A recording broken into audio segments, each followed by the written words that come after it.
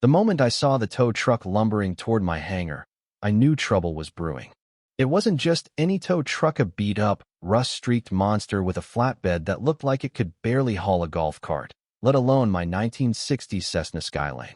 The driver, a wiry guy named Mitch, seemed as puzzled as I was, hesitating as he maneuvered the rig across the sun-baked tarmac of Willow Creek Airfield. I jogged over, coffee sloshing in my hand, just as a woman in a lime green visor started barking orders. There she was, Linda Harper, self-appointed queen of the Pinewood Estates HOA, a gated community that didn't even have jurisdiction over this private airstrip in rural Tennessee. Her arms were crossed so tightly I thought she might pop a vein. Pointing at my plane like it was a rusted lawnmower, she declared, "That eyesore violates our community standards. We're scrapping it." I froze, blinked, then let out a laugh, part disbelief, part survival instinct. "Linda," I said, setting my coffee on the wing, "you're trying to tow a federally protected aircraft tied to an active investigation." Her lips curled into a smirk, like I'd just claimed the moon was made of cheese. "Oh, please, Tom. It's junk. I checked, had no registration, hasn't flown in months. The neighborhood voted. It's gone." This wasn't Linda's first power trip. She tried to find me for a no trespassing sign on my hangar door last summer. She'd called the county on me for running an unauthorized business because a few pilot friends parked their planes overnight. But this was next-level insanity. I glanced at Mitch, who was scratching his neck.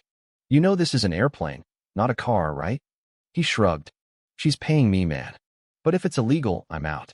Linda snapped. "Load it up. It's abandoned." That's when I pulled out my phone and opened the app the NTSB made me install after the incident. A few taps, and the red tag on the fuselage blinked to life. The GPS tracker pinged, syncing to the FAA's system. Anyone touching that plane now would be logged, photographed, and reported to federal authorities. Linda's face dropped like she'd just stepped off a cliff. "What did you do?" she stammered. I didn't hide my grin. Activated the black box protection. "That junk is evidence in a midair incident near restricted airspace. Touch it, and you're tampering with a federal investigation." Her mouth flapped open, shut, then open again, like a fish gasping for air. "You're bluffing," she spat. "Try me," I said, leaning against the wing. Mitch, smarter than he looked, backed his truck away like the plane was radioactive. Linda, fuming, stormed off to her golf cart, tires squealing on the tarmac. I thought that was the end of it. I was wrong. The next morning, my hangar's lock was slashed. Scratch marks scarred the keypad, and a bent hairpin lay in the dirt.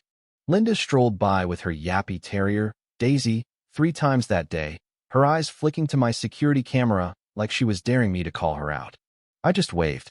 2 days later, a county inspector showed up, tipped off by an anonymous complaint about flammable materials in my hangar.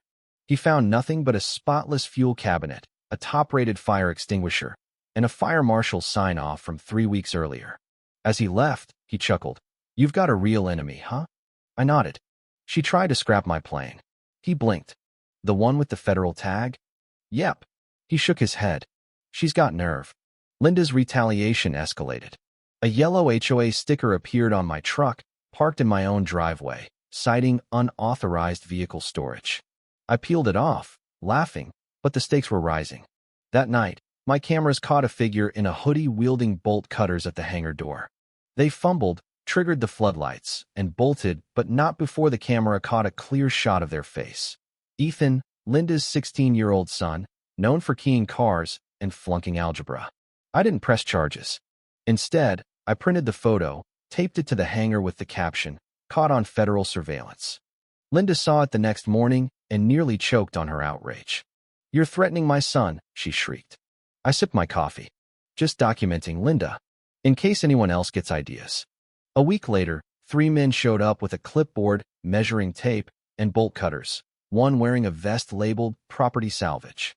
They claimed a work order signed by Linda as acting community liaison to remove my derelict plane.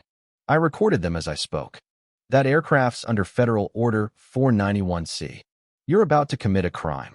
Right then, my hangar's lights flared, a siren wailed, and a black SUV rolled onto the tarmac.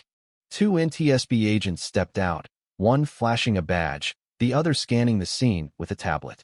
Linda screeched in on her golf cart, eyes wild at the sight of feds next to the plane she'd tried to steal with a forged document. "What's going on?" she demanded. Agent Carter, the taller one, stared her down. "This aircraft is under federal investigation. It can't be touched without clearance. You filed fraudulent paperwork claiming authority you don't have." Linda scoffed. "It's abandoned."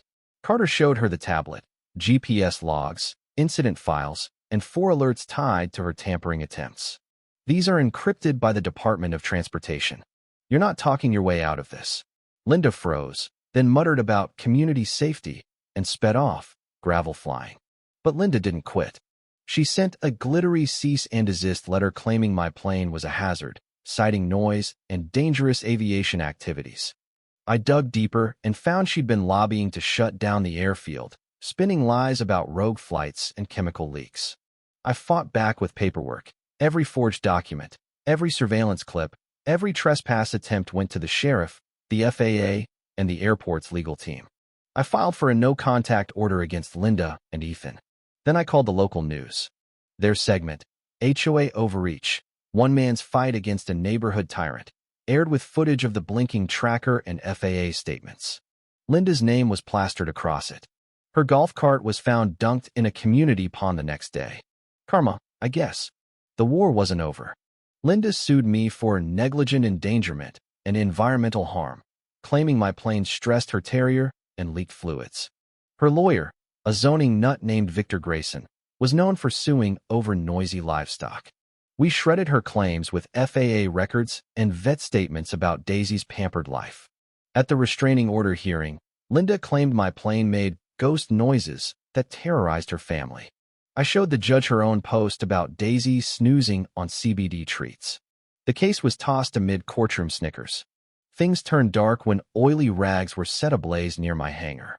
The rain saved me, but the threat was clear. I learned my plane's investigation wasn't just about a transponder failure. It had strayed into restricted airspace near a military base, carrying sensitive data. The feds were done playing. 3 SUVs arrived, agents boxing up the plane's systems. They asked if I wanted to press charges for tampering. I said yes. Linda was served papers at her doorstep. Her HOA crumbled, board members quit, residents demanded elections, and her house hit the market at a loss. But I had one final move. I'd bought the airfield's land months earlier from its retiring owner, Mr. Hensley. I ran a public notice in the paper, declaring my ownership and new trespassing rules. Linda lost it, storming the gate with the article in hand, screaming about lies. I handed her the legal notice. "Your golf cart's on my land, Linda. You need a waiver to cross it now." She went pale. Her house sale stalled when the county froze her escrow over her HOA's financial misdeeds. I used her insurance payout to restore the airfield and hosted a fly-in event. Kids toured planes, pilots swapped stories, and my Cessna, freshly painted with Linda's lament on its side, gleamed under the sun. As families laughed and model planes buzzed, a neighbor asked, "What's next for the airfield?" I grinned. "We keep flying." But what do you think? Was Linda just a control freak, or did she have a point about community safety? Should I have pressed charges sooner, or was letting her unravel publicly the better call? Could the airfield have worked with the HOA to avoid this mess, or was Linda's crusade doomed from the start? Drop your thoughts below, hit that like button, and subscribe for more stories where the little guy takes on the neighborhood tyrant.